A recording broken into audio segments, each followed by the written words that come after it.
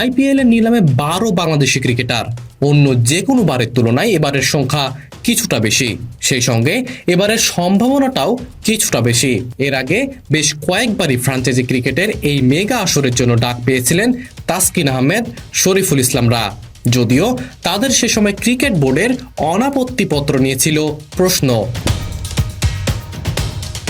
ডাক পেয়েও তাই দেশের এই দুই পেসারের আইপিএল অধ্যায় খেলা হয়নি। এবার দুজনে আছেন তালিকায়, সঙ্গে আছে গতি তারকা নাহিদ রানার নাম, সেই সঙ্গে আগেই আইপিএল অভিজ্ঞতা নেয়া সাকিব আল হাসান, মুস্তাফিজুর রহমান এবং লিটন দাসরাও আছেন এই নিলামের শর্টলিস্টে। যদিও বাংলাদেশের ক্রিকেটারদের নিয়ে কিছুটা অনিশ্চয়তা শুরু হয়েছে এরই মাঝে। আগামীকাল থেকে শুরু হবে এই নিলাম, যেখানে কোনো দলের আগ্রহ না থাকলে নিলামের টেবিলে ওঠানো হবে না টাইগার ক্রিকেটারদের নাম। মূলত নতুন ধরনের অ্যাক্সিলারেটেড অকশনের কারণে হচ্ছে এমন কিছু। আইপিএল এর মেগা অপশনে 574 জন ক্রিকেটারের নাম থাকলেও তাদের সবাইকে যে উপস্থাপন করা হবে এমনটাও নয়। বিষয়টি অনেক বেশি সময় সাপেক্ষ হতে পারে, আর এই সময়ের ব্যাপ্তি কমিয়ে আনতে চাই বিসিসিআই। আর এখানেই কাজে আসবে অ্যাক্সিলারেটেড অকশন। 116 জন ক্রিকেটারের নাম উপস্থাপন করার পর প্রক্রিয়াটি ব্যবহার করা হবে।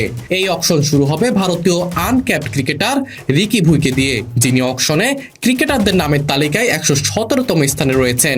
মূলত কোনো দল বিশেষ কোনো ক্রিকেটারের প্রতি আগ্রহী হলেই তবেই তার নাম উঠবে আইপিএল এর নিলামে।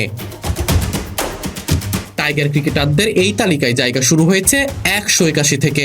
স্বাভাবিকভাবেই তাই মেগা নিলামের শুরুতেই থাকছে না বাংলাদেশের কারো নাম। প্রথম পর্যায়ে প্রতিটি ফ্র্যাঞ্চাইজির কাছে সুযোগ থাকবে 117 থেকে 574 নম্বর ক্রিকেটারের মধ্যে একজন করে বেছে নেয়ার। তাদেরই উপস্থাপন করা হবে নিলামে। অন্যদিকে দ্বিতীয় পর্যায়টি অনুষ্ঠিত হবে মেগা অকশনের শেষ দিন। সেদিন ফ্র্যাঞ্চাইজিগুলোর কাছে অবিকৃত ক্রিকেটার সহ 117 থেকে 574 নম্বর ক্রিকেটারদের মধ্যে থেকে নাম বাছার সুযোগ থাকবে। সব মিলিয়ে তাই কোনো দল আগ্রহী না দেখালে হয়তো নিলামের টেবিলই দেখা যাবে না বাংলাদেশের কোনো তারকাকে। শেষ পর্যন্ত 2 দিনের মেগা নিলাম থেকে বাংলাদেশ হতাশ হলেও খুব একটা অবাক হওয়ার কিছু থাকবে না।